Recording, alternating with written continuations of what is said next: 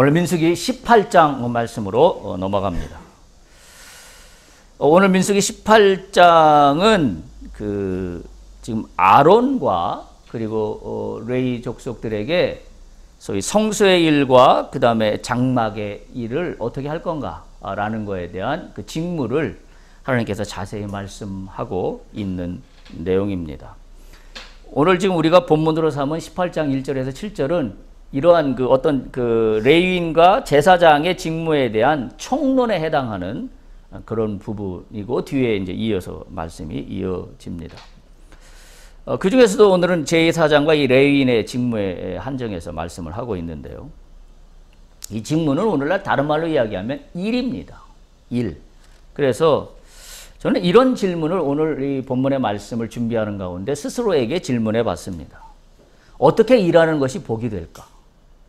어떻게 일하는 것이 복이 될 수 있나? 우리가 일이라는 거를요, 그냥 내가 해야 되는 일이라고 여기면 거기에는 복이 없습니다. 일이 하나님의 미션이라고 생각하면 그때부터 차원은 달라집니다. 근데 일을 일로 대하면 피곤합니다. 그리고 일을 일로 대하면 짜증납니다. 그리고 일을 일로만 여기면 내가 뭘 하는 건지 의미가 없어요. 근데 이 일이 하나님의 직무가 되면 그 일은 완전히 의미가 달라집니다. 저는 그래서 그런 생각을 해본 거예요. 어떻게 해야 내가 하는 일이 복이 될까? 다른 말로 하면 어떻게 하면 내가 하는 일이 복이 되지 않을까? 우리 믿는 자들이 이 부분에 대해서 굉장히 심각하게 생각을 해야 됩니다. 왜요? 우리는 하나님의 백성으로, 하나님의 자녀로 인침받았지만 우리가 사는 현실은 이 땅의 삶을 살아가고 있습니다. 그리고 이 땅에 누구나 소위 속된 말로 먹고 살기 위해서 자신에게 주어진 일들을 하도록 되어 있습니다. 이게 그리스도인에게 주어진 어찌 보면 소명이에요.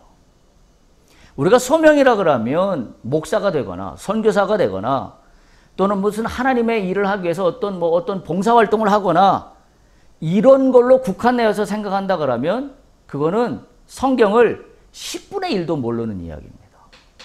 오늘날 많은 그리스도인들이 그런 오해를 하는 분들이 많습니다. 내가 하나님의 일을 한다고 할 때 또는 내가 한다고 할 때 내가 하고 있는 세상의 일에 하나님의 가치를 부여하는 것을 할 줄을 몰라요. 그러니까 성경을 읽었을 때 이 성경을 통하여 내가 하는 일 속에 이 성경의 진리가 내가 하는 일에 투영되는 것에 대해서 별로 관심이 없습니다. 그러니까 어떤 현상이 나타나냐면 세상에 내가 하는 일은 세상에 내가 하는 일, 그리고 하나님을 섬기는 것은 하나님을 섬기는 것, 이게 저번에도 말씀한 것처럼 분리가 되어 있어요. 분리가 되어 있는 한 이 땅에서 하나님의 소명을 성취할 수 없습니다.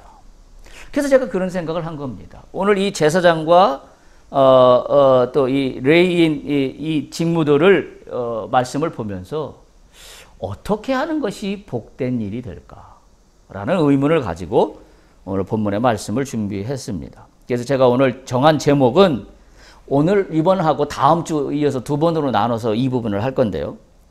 그리스도인의 일과 직업관이라고 정했습니다. 그래서 제가 제목을 이렇게 정했습니다. 그리스도인의 일에 대한 관점, 그리고 직업에 대한 관점. 그래서 그리스도인의 일과 직업관이라고 그렇게 정하고 말씀을 이어가도록 하겠습니다. 말씀드린 대로 오늘 본문은 제사장직과 레위인직을 수행하는 사람들이 무엇을 어떻게 해야 될까라고 해서 특별히 아론에게 그리고 레위인들에게 어떻게 해야 될 건지를 하나님은 명령하고 있습니다. 아론과 그 아들들에게 주신 명령의 제1절에 나오는 말씀을 보고 제가 굉장히 긴장되었습니다. 그리고 소홀히 넘어갈 수 없었습니다. 18장 1절을 한번 보십시오. 우리가 읽었던 부분입니다. 여호와께서 아론에게 이르시되 너는 제사장 직분을 감당하라, 그렇게 이야기하시지 않고 뭐라고 말씀하고 있냐면 너와 내 아들들과 내 조상의 가문은 성소에 대한 죄를 함께 담당할 것이요. 이게 뭔 말입니까 이게? 그냥 아론에게 너는 제사장의 직을 잘 해라 라고 하시지 않고 성소에 대한 죄를 함께 담당할 것이요 너와 내 아들들은 너희의 제사장 직분에 대한 죄를 함께 담당할 것이니라. 아론에게 말씀하시는데 아론에게 국한하지 않고 너와 네 아들들과 네 조상의 가문까지 말씀하십니다. 그러면서 잘해라로 끝나는 게 아니라 성소에 대한 죄를 니네 모두가 담당해야 할 것이다. 뭔가 좀 긴장되지 않습니까? 이게 뭔가 말씀이 좀 예사롭지가 않습니다. 그냥 잘하라는 말씀이 아니기 때문에 그렇습니다. 5절 보세요. 18장 5절. 이와 같이 너희는 성소의 직무와 제단의 직무를 다하라. 그리하면 여호와의 진노가 다시는 이스라엘 자손에게 미치지 아니하리라. 이 얘기는 뭐예요?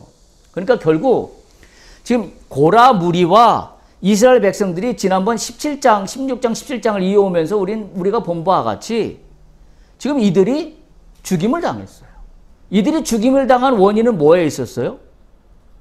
아론과 모세가 하고 있는 제사장직에 대한 도전이었어요. 그 도전이 결국은 이들의 반역으로 나타났고 결국 제사장직을 자기들이 하고 싶어 하는 거였잖아요. 결론적으로. 왜 이 일을 모세만 합니까? 왜 이 일을 아론만 합니까? 나도 하나님 사람입니다. 하나님이 나에게도 함께 있습니다. 따라서 나도 할 수 있는데 왜 저들만 앞에 서서 제사장직을 합니까? 그런 불만이었어요. 그런 불평이었어요. 결국 이거에 대한 책임을 하나님은 아론과 그 자손들과 그 가문에게도 동시에 함께 하고 있다는 사실이에요. 굉장히 심각한, 굉장히 중요한 문제가 아닐 수가 없습니다. 결국 아론은 레위인들에게 자신 있게 직무를 수행하지 못한 나약한 모습을 보였던 게 아닌가 그런 추측을 하게 합니다. 왜냐하면 네가 얼마나 일을 제대로 하나님을 제대로 섬기는 제사장직을 했느냐의 문제를 우리는 여기서 추측해 볼 수가 있어요. 얘가 얼마나 속된 말로 얘가 얼마나 조금 하나님 마음에 안 들게 했으면 레위직을 하는 사람들이 나도 제사장직을 하고 할 수 있다고 여겼을까요? 라고 추측해 볼 수 있는 대목이 아닌가 그런 생각을 할 수 있습니다. 한마디로 레위인들이 월권을 하려고 했던 겁니다. 얼마나 제사장직을 하고 있는 아론과 그 제사장직을 수행하는 사람들이 얼마나 하나님의 권위를 드러내지 못했으면 레위인들이 월권을 하려고 했을까? 라는 생각을 우리가 하지 않을 수가 없는 겁니다. 분명히 증거막 앞에서의 사역의 일은 누구의 몫이냐면 우리가 다 알다시피 제사장만이 할 수 있는 권리예요. 그래서 오늘도 말씀에 나오지만 다른 사람들이 그 증거막 안으로 들어가면 모두가 죽임을 당한다라고 하나님은 분명히 출애굽기에서도 말씀하시고 계속해서 말씀하고 있습니다. 그럼에도 불구하고 지금 레위인들은 우리의 지난번에 살펴본 거에 대한 문제점은 뭐예요? 이들이 지금 증거막 안에 들어가겠다는 얘기 아닙니까? 지금 제사장직을 하겠다는 얘기는. 결국 그거에 대한 지금 이 권위의 문제를 하나님은 그냥 넘어가지 않고 아론과 모세에게도 이걸 언급하고 있다는 사실이에요. 뭐 이런 표현이 적당할지 모르지만 네가 나의 일을 맡았어? 똑바로 해. 라는 그런 경고의 말씀으로 저는 이 1절과 5절을 읽었습니다. 5절에 그렇게 했잖아요. 성소의 직무와 너희는 성소의 직무와 제단의 직무를 다하라. 그러면 더 이상 나의 진노가 이스라엘 자손들에게 미치지 아니하리라. 그 얘기를 거꾸로 하면 뭐예요? 너희가 성소와 제단의 직무를 다하지 못했다. 그래서 이 진노가 이스라엘 백성들에게 임했다. 라고 거꾸로 뒤집어서 얘기할 수 있는 부분이 바로 이 부분이기 때문에 그렇습니다.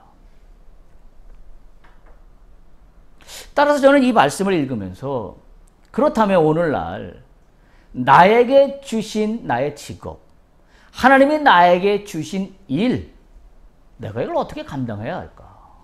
어떤 마음으로 해야 될까? 어떤 자세로 해야 될까? 어떤 태도로 해야 될까? 그래야 복될까? 다시 말하면 내가 하는 일이 진노가 돼서는 안 되잖아요. 더 직접적으로 하면 내가 하는 일이 세상 사람들에게 나쁜 영향을 미치면 안 되잖아요. 내가 하는 일이 오히려 거꾸로 세상을 이롭게 해야 되잖아요. 다시 말하면 내가 하는 일 때문에, 내가 하는 직업 때문에 세상에서 살맛이 나는데 내가 보탬이 돼야 되잖아요. 이게 그리스도인들에게 부여된 하나님의 소명입니다. 우리가 이 말씀을 잘 기억해야 돼요. 너는 성소의 직무와 제단의 직무를 다하라. 그리하면 여호와의 진노가 다시는 이스라엘 자손에게 미치지 아니하리라.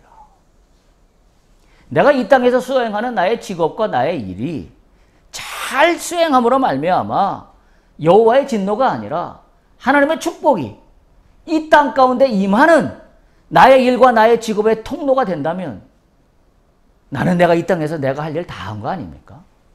내가 꼭 선교사로만 나가야 하나님의 일을 한 것이고 내가 꼭 목사가 되어야만 하나님의 일을 한 것이 아니라 하나님이 나에게 허락하신 이 땅 가운데서의 일과 직업을 통하여 내가 이 땅 가운데 세상을 향하여 하나님의 빛과 소금의 역할을 할 수 있었다면 나는 이 땅에 내가 하나님이 나에게 부여하신 소명을 다 완수했다.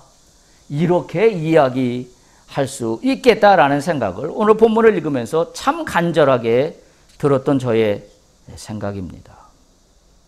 이런 말씀을 하는 이유는 말씀드린 대로 이미 우리가 17장에서 본 대로 말씀 앞에 두려워하는 이스라엘 백성들을 보았어요. 앞에 다시 한번 가보실래요? 민수기 17장 12절 13절입니다. 지난 17장이면 마지막에 해당하는 말씀인데요. 17장 12절 13절 보면 이렇게 이스라엘 백성들이 이야기합니다. 이스라엘 자손이 모세에게 말하여 이르되 보소서 우리는 죽게 되었나이다. 망하게 되었나이다. 다 망하게 되었나이다. 가까이 나가는 자 곧 여호와의 성막에 가까이 나가는 자마다 다 죽사오니 우리가 다 망하여야 하리이까. 이 책임이 누구에게 있나요? 지금 이들은 아직도 말씀드린 대로 진정으로 하나님 앞에 회개하고 있는지 잘 모르겠어요. 왜 이런 불상사가 일어났는지 이들은 잘 이해하고 있지 못하는 듯 보입니다. 결국 이거의 책임은 누구에 있어요? 모세와 아론에게 있는 겁니다. 다른 말로 표현하면 우리가 이 땅을 살아가면서 나의 직업과 내가 하는 일을 통하여 세상에 선한 영향력을 미치지 못한다. 바로 이 부분입니다. 내가 하는 일과 내가 하고 있는 나의 직업의 일들을 통하여 세상 사람들에게 두려움의 대상이 되거나 세상 사람들에게 선한 영향을 미치지 못한다면 나 또한 그리스도인으로서의 제사장직을 제대로 수행하고 있지 못한 겁니다. 왜 우리는 누구예요? 오늘날 신약시대에 우리는 다 제사장입니다.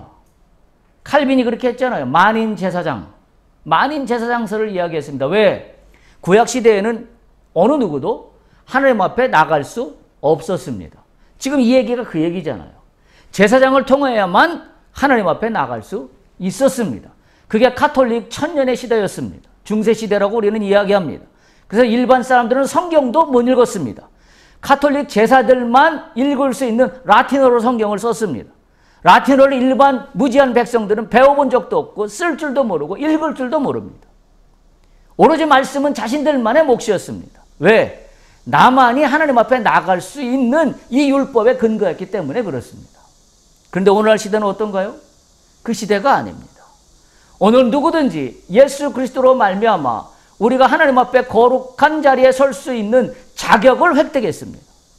그래서 나는 이제는 꼭 사제를 통하거나 꼭 목사를 통하거나 꼭 선교사를 통하지 않더라도 나는 직접 하나님과 소통할 수 있는 길이 예수 그리스도의 은혜로 말미암아 열렸습니다.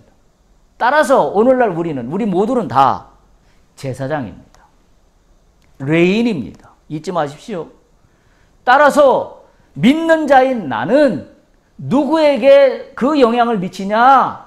믿지 않는 자들에게입니다. 오늘 민수기 17장 우리가 읽은 것처럼 17장 12절 13절을 볼 것처럼 우매한 이스라엘 자손들은 하나님을 향하여 그 진리가 뭔지를 깨닫지 못하고 두려움에 떱니다. 그리고 망하게 되었다라고 한탄하고 있습니다. 누구의 책임이에요?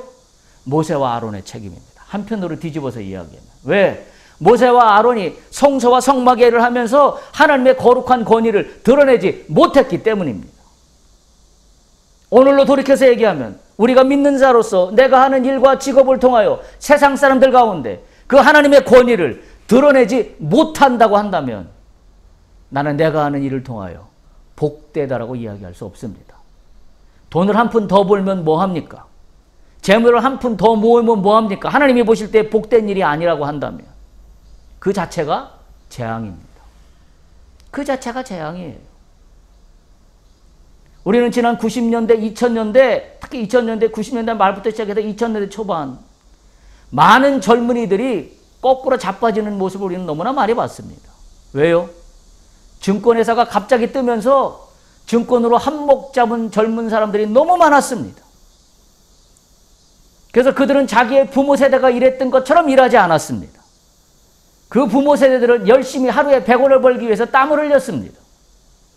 그런데 그 세대들은 왜 땀을 흘려 하루에 100원을 버냐는 우매한 짓을 하냐라는 시각이었어요. 왜? 한 건 하면 100억을 버는데 내가 뭐하러 오늘 땀을 흘리며 휴지를 주워가며 100원을 벌어야 하는가? 결국 그 젊은이들 다 어떻게 됐나요? 그들이 한순간에 만진 100억이라는 돈은 재앙이 되어버렸습니다. 그들 인생이 망가졌어요. 잘 기억해야 합니다. 내가 하는 일을 통하여 복이 된다는 건 과연 그 기준이 무엇인가? 돈이 기준인가? 돈 많이 번 것이 복의 기준인가? 아니라는 것을 우리는 명백히 기억해야 합니다. 왜요? 갑작스럽게 하나님의 진리가 없이 들어온 돈은 그 돈 자체가 나를 잡아뜨리는 사탄의 도구로 쓰이기 때문입니다. 따라서 우리는 다시 한번 생각을 가다듬어 봐야 합니다. 내가 하는 일, 내가 하는 직업에 어떻게 하나님의 그 권위가 세워지고 실현될 수 있을까? 그게 복이에요. 그게 복입니다.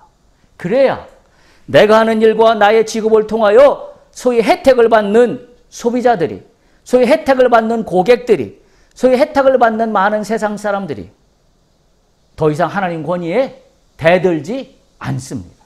왜 오늘날 그리스도인들이 우습게 여기나요? 왜 오늘날 그리스도인들이 세상 사람들에게 조롱의 대상이 되어버렸나요? 이유는 단 하나예요. 내가 하는 일과 내가 하는 직업을 통하여 하나님의 권위가 내가 드러내지 못하고 있기 때문입니다. 그건 누구 책임이에요? 내 책임입니다. 우리의 책임입니다. 우리의 책임입니다. 레위인들에게 주신 명령은 뭔가요? 18장 2절, 3절, 6절에 있습니다. 레위인에게 주신 사명은 이런 겁니다. 너는 내 형제 레위 지파, 곧 내 조상의 지파를 데려다가 너와 함께 있게 하여 너와 내 아들들이 증거의 장막 앞에 있을 때 그들이 너를 돕게 하라. 레위인의 직무는 뭐예요? 돕는 직무입니다. 아론의 직무를 돕는 직무입니다. 레위인은 3절, 레위인은 내 직무와 장막의 모든 직무를 지키려니와 성소의 기구와 제단에는 가까이 하지 말라. 왜냐하면 죽을까 두렵다. 6절, 보라 내가 이스라엘 자손 중에서 너희의 형제 레위인을 택하여 내게 돌리고 너희에게 선물로 주어 회막의 일을 하게 하였다. 레위인은 아론과 그 아들들에게 주어진 하나님의 선물입니다. 오늘 말로 얘기하면 뭐예요? 파트너입니다. 협력자입니다. 협력자예요. 그래서 우리 속담이 잘못된 거예요. 사돈이 땅을 사도 배가 아파요. 이건 뭐예요? 우리의 DNA에 성경의 DNA가 없어요. 우리는 뭐예요? 사돈이 땅만 사도 배가 아파요. 사돈은 고사하고 형제지간에도 어떤 한 형제가 돈 많이 벌면 그게 배가 아픕니다. 협력할 줄을 모릅니다. 나만 잘 되면 끝이에요. 그래서 나만 잘 되면 끝이다라는 그 사고방식을 갖고 있어서 사돈이 땅만 사도 배가 아픈 내 사고방식에 내가 하는 일에 대한 가치는 뭐가 나타날까요? 내가 하고 있는 직업에 수행하는 일들에 어떤 가치가 투영될까요? 나만 잘 되면 끝나는 문제인데요. 우리가 이 부분을 우리가 정말 민족의 이름으로 고쳐야 될 부분이에요. 우리 민족이 제가 볼 때는 지금 세계사적으로 볼 때 오늘날 2022년 현재 대한민국의 현 주소는 놀랄만 합니다. 스포츠, 예술, 클래식, 케이팝, 하다못해 그동안에는 전혀 예선내도 통과하지 못했던 육상, 수영, 정말 우리가 할 줄도 몰랐던 분야에 우리나라 사람들이 각종 분야에서 두각을 나타내고 있어요.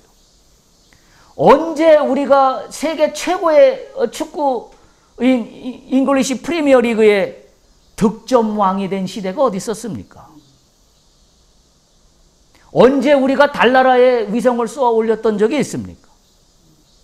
정말 제가 볼 때 하나님의 국군이 이 땅 가운데 지금 부어주고 계시다는 생각이 막 소름이 끼칠 정도로 들어요. 막 뉴스를 보면 각 분야, 어느 한 특정된 분야가 아니라 모든 분야에서 지금 대한민국 사람들이 융성하게 일어나고 있는 모습이 보여요.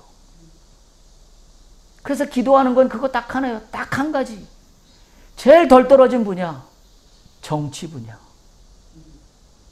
국민들은 세계 탑 클래스로, 월드 클래스로 가고 있는데 정치는 거꾸로 가고 있어요. 이런 얘기 하려고 이 말씀을 드린 건 아닌데 얘기가 이상하게 갔습니다만은, 따라서 우리 지금 백성되는 한 사람 한 사람이 정신 바짝 차리고 민족적으로 지금 하나님의 권위가 내가 하는 일을 통하여 세워지리라, 이 결단이 일어나야 될 때라고 저는 생각합니다. 할렐루야. 여러분이 하시는 일, 여러분이 꿈꾸는 미래의 일, 여러분이 지금 하고 있는 일들을 통하여 하나님의 권위가 세워지기를 축복합니다. 하나님의 권위가 증명되기를 축복합니다. 그러기 위해서 어떻게 해야 돼요? 내 가치가 명확해야 돼요. 나는 오직 예수님만 의지하고 예수님만 순종하여 예수님만 따라가겠노라 라는 가치가 흔들리지 않아야 합니다. 흔들리지 않아야 해요. 의인들에게 주신 소명이 바로 그것입니다. 따라서 오늘 이 본문의 말씀을 통하여 우리에게 주시는 영적 진리, 그걸 저는 이렇게 해석합니다. 오늘 제가 제목에 붙인 것처럼 오늘날 그리스도인들에게 일과 직업에 대한 관은 어떠해야 할 건가 라는 말씀으로 제가 이 말씀을 해석해서 정리하고자 합니다. 첫 번째, 일에 대한 영적 진리는 첫 번째 뭐냐면, 일은 나 혼자만의 일이 아니다. 분명히 기억해야 돼요. 내가 하는 비즈니스예요. 내가 하는 사업이에요. 나의 직업이에요. 그런데 기억하십시오. 이 일은 나 혼자만의 몫이 아니다. 이 결과의 책임은 나 혼자만 지는 것이 아니다. 다시 말하면 이렇게 생각하시면 쉬워요. 내가 만들어낸 제품이 불량품이라면, 내가 만들어낸 제품이 잘못된 거라면 그 제품을 사용하는 모든 소비자가 피해를 봅니다. 우리 모두에게 돌려지는 일이란 이야기예요. 제가 이 생각을 한 것은 1절에 있었습니다. 너와 네 아들들과 내 조상의 가문이라고 하나님께서 말씀하시고 있기 때문입니다. 아론에게 명령하시면서 너 잘해 라고 하면 저도 생각하기가 쉽습니다. 그런데 오늘 하나님은 말씀을 통하여 분명히 뭐냐면 너와 네 아들들과 네 조상의 가문은 책임을 져야 한다. 우리가 심각하게 들어야 합니다. 내가 하는 나의 직업의 일이 나 혼자만의 일이 아니라 나의 가족과 내가 아버지가 하는 나의 일이 내 자녀들에게 영향을 미쳐요. 내가 하는 일이 내 조상들에게도 영향을 미칩니다. 내가 하는 일이 내 아버지에게 거꾸로 영향을 미칩니다. 내 엄마에게도 영향을 미칩니다. 그리고 내가 하는 일이 내 자녀에게도 영향을 미칩니다. 더 나아가 볼까요? 내가 하는 일이 사회에 영향을 미칩니다. 하나님은 이걸 말씀하고 있습니다. 우리가 일에 대한 생각을 지금부터 고치세요. 내가 하는 직업이고 내가 하는 일이지만 나 혼자만의 일이 아니다. 나는 내가 하는 일을 통하여 내가 책임을 져야 한다. 책임 없이 물건 만들지 마십시오. 책임 없이 대충 일을 시작하지 마십시오. 그러면 그 자체가 나도 재앙이고 내가 만든 물건을 쓰는 사람들도 재앙입니다. 왜? 나쁜 영향을 미치니까. 우리가 하나님의 사람이라면 오늘 이 말씀을 반드시 기억합니다. 네가 하는 일은 너와 네 아들들과 네 조상의 가문의 책임이다. 나 혼자만의 일이 아니라는 겁니다. 하나님의 일이 이렇게, 내가 하는 일이 이렇게 연결될 때 이것이 뭐가 됩니까? 이게 곧 하나님의 일이 됩니다. 내가 하는 세상의 일이 나와 내 아들들과 내 조상에게 영향을 미치는 것을 생각하면서 하는 일이 되면 그 일은 곧 그 일이 세상의 일이 아니라 하나님의 일이 됩니다. 우리는 이것을 뭐라고 이야기하냐면 믿음이라고 이야기합니다. 이게 믿음이에요. 내가 원하는 것 주시옵소서 이게 믿음이 아니라 내가 하는 일이, 내가 세상에서 하는 일이 곧 하나님의 일이 될 줄로 믿습니다. 이게 믿음이에요. 그러면 어떻게 해야 돼요? 나와 내 아들들과 내 조상의 가문까지도 믿음을 세우고 하나님의 권위를 증거하는 나의 일이 되어야 합니다. 그래서 믿음은 군대를 일으킵니다. 잘못된 믿음은 그건 솔직히 믿음이 아니죠. 나 혼자만으로 끝납니다. 그런데 하나님이 일이 되는 믿음은 군대를 일으킵니다. 어떤 군대? 나와 내 아들들과 내 조상까지도 다 하나님의 역사를 증거하는 증거의 무대 위에 내 직업이 된다라는 사실이에요. 기가 막힌 축복 아닙니까? 이거보다 더 큰 축복이 어디 있겠습니까? 어디 있겠냐 하는 거죠. 그래서 저는 이 부분을 두 가지 측면으로 생각해 봅니다. 첫 번째, 내가 하는 일은 나 혼자만으로 끝나는 것이 아니라 나의 가족, 나의 가문, 나의 자녀들과 연결된다. 그러면 오늘부터 내가 하는 일이 달라지겠죠. 내가 하는 가치가 달라지죠. 내가 하는 일을 통하여 내 자녀들이 복을 받는다. 그럼 내가 하는 일이 달라지죠. 눈 가리고 대충 하지 않겠죠. 우리가 지난번 골로새서 3장 22절 23절에서 본 것처럼 눈 가림으로 대충 하지 않겠죠. 성실하게 하겠죠. 마음을 다하게 하겠죠. 왜 오늘날 많은 그리스도인들에게 나타나는 문제가 뭐냐? 믿음이 나만의 몫이라고 생각하기 때문입니다. 내 믿음이 하나님의 권위가 드러나는 믿음이 되기를 축복합니다. 그리고 그 내 믿음이 자녀들에게도 하나님의 권위가 드러나는 자녀들의 믿음이 되기를 축복합니다. 그리고 그 믿음이 우리 가정에서 하나님의 권위를 드러나는 믿음이 되도록 내가 브릿지 역할을 할 수 있다면 그건 내 몫입니다. 그게 믿음의 사람이고 그게 믿음이라는 말입니다. 따라서 내가 계획하여 내가 하는 일이지만 그것이 곧 우리 가정의 일이 되는 것이고 그것이 곧 우리 가문의 일이 된다는 사실을 반드시 기억해야 합니다. 내가 일을 어떻게 하느냐가 나의 가문, 나의 가족, 나의 자녀들의 몫이 됩니다. 정확한 표현은 아닙니다만은 우리가 잘 아는 맹모 삼천지교라는 거 우리가 잘 압니다. 어머니 혼자만의 문제로 끝나지 않았습니다. 3번이나 이사간 이야기를 우리는 너무나 잘 압니다. 믿음은 군대를 이룹니다. 엄마의 제대로 된 가치가 자녀를 만듭니다. 나 한 사람의 제대로 된 가치가 세상을 바꿉니다. 우리는 오늘날 세상을 바꾼 많은 직업을 가진 사람들의 이야기를 우리는 뉴스를 통하여 종종 듣곤 합니다. 또한 두 번째, 내가 하는 일이 나 혼자만에 끝나는 것이 아니라 이것은 내 아들과 내 가문까지 언급하시는 걸 오늘날로 해석하면 내가 속한 사회와 내가 속한 공동체에 연결되어 있다는 사실을 기억해야 합니다. 내가 하는 일은, 내가 하는 직업은 내가 속한 사회와 연결되어 있습니다. 따라서 사회는 어떻게 되든 나 혼자만 돈 벌고 잘 먹고 잘 살면 된다라는 생각은 성경적인 생각이 아닙니다. 여러분 오늘날 화두가 되고 있는 경영에 화두가 되고 있는 단어 혹시 아시나요? 아마 한두 번씩은 들어봤을 텐데 ESG 경영이라고 그럽니다. E, environment, 환경입니다. S, social, 사회적 책임입니다. 사회 가치입니다. 그리고 G, governance입니다. 지배 구조입니다.